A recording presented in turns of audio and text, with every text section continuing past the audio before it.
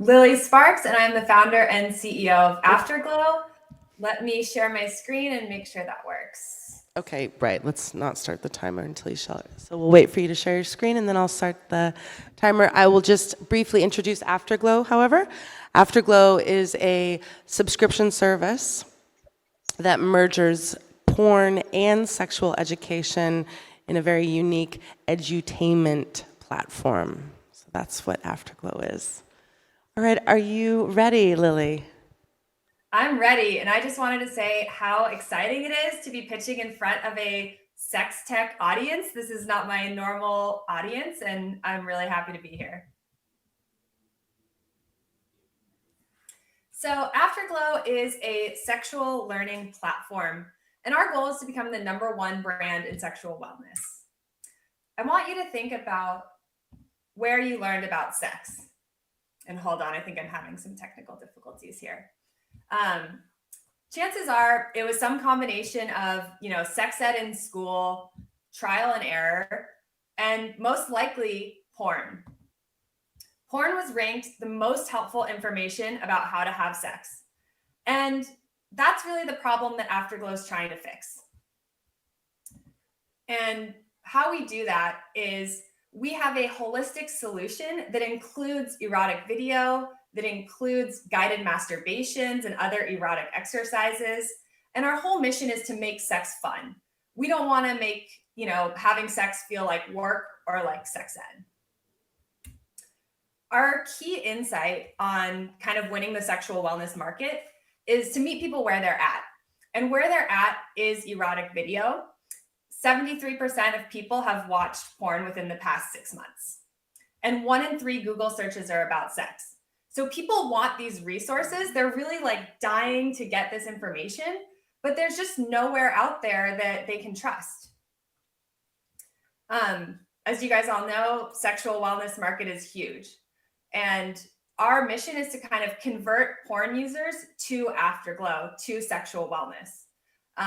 If you assume there's 600 million English speakers, 50% of people watch porn weekly, 50% of people aren't satisfied with their sex life, that means 25% of those people are our addressable market.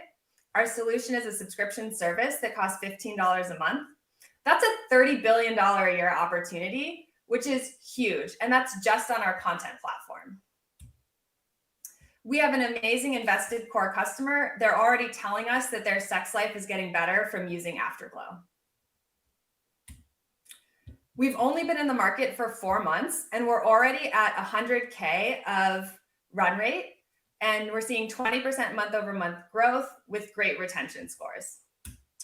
And the reason I started Afterglow is because I'm intimately familiar with this problem. I was in a relationship with my high school sweetheart from age 15 to 30, and we were each other's only partners. And, we just couldn't figure out how to have good sex. At the same time, I have previous, entrepreneur experience. I was running a natural foods brand. I was selling millions of dollars of butter a year. So I'm a smart cookie, but in my personal life, I just couldn't figure out how to have better sex. And so I created Afterglow as kind of the resource that I wish I'd had. I have an amazing head of marketing and head of engineering building the product, and we're ready to kick some butt. $15 a month subscription. We really want the experience of Afterglow to almost feel like going to a yoga class. You're doing self-care, you're doing something good for yourself. You're happy, it's a safe space, which is very different from a lot of the current experience of erotic content.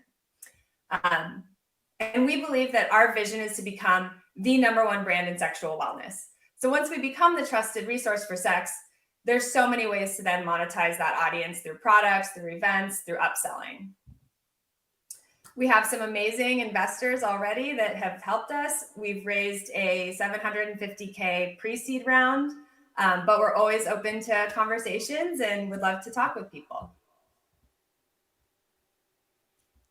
And time. Excellent. Thank you so much, Lily.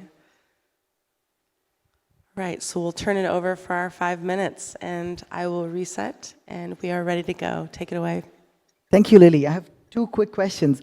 How do you scale marketing in porn with all the restrictions? Yeah, I think organic growth and earned media is really the answer. I think we have an amazing story that can get us really good, PR coverage. I think it's an interesting story. I think we can also do a lot of content marketing around sexual wellness and really become kind of like the leader and the trusted brand in that space. My second question is, how do you set the pricing? Because the biggest challenge with subscription and content is the content needs to be interesting for people to stay, which Apple is struggling with all their budget. And I think Apple is priced under $10. So how do you set the pricing? How do you keep them paying that monthly? Yeah, so it's actually interesting.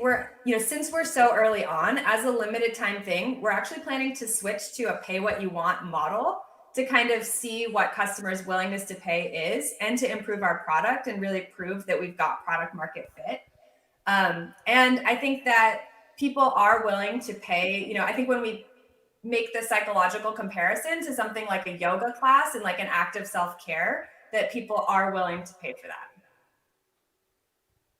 Hi, Lily. Question I've got is, obviously your personal story is something which is important and is one thing that will help educate people. Are you going to be the face of the business and have that personal story as your front, or are you planning to take it, a different direction?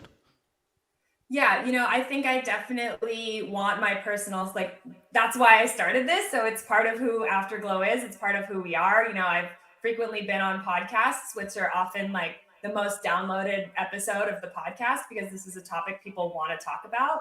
And I think people really relate to that story. So we're actually including it on our new redesign of the website. Hi, Lily. Just two quick questions. What are your market numbers? Because maybe it went by too fast, but I didn't see any market numbers there. And also, why do you want to convert porn watchers? Is there no space for both? Yeah, no, I think there definitely is space for both. And we kind of consider like porn as one part of your holistic sexual toolkit. And so we want to provide all of those resources, including porn.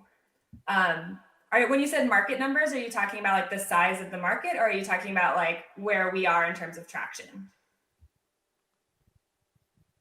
The size of the market, and what's your low-hanging fruit, and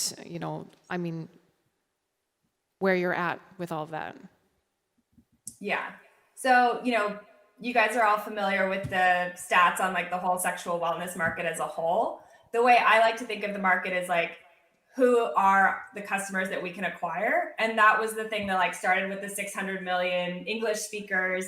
50% of them watch porn weekly. 50% of them are dissatisfied with their sex life. If we charge all of those people $15 a month, we're at a $30 billion a year opportunity. So, we get 1% of that. That's a $300 million a year business. It's a pretty large market size. Hi, Lily. This is Raj. I believe your business model has a lot of potential because I'm in the sexual wellness space as well. We deal with tangible products and we do similar math when we try to analyze the market size and potential. But if I sit beside you and think as a devil's advocate, how would you convince a potential user who may assume they can get this information for free? Mm-hmm. And there is content, probably if you search, you'll probably find good content online. So if you get something like this for free, how would you convince them to pay $200, $180 a year to get that? So what's your secret sauce? Yeah, our secret sauce is curation. This is an argument I get a lot, but from my personal experience, it's like there's tons and tons of free erotic content out there, but I could never find any that I liked. And I think that's a really common experience for a lot of people. And our customers say like, oh my God, I don't have to worry about like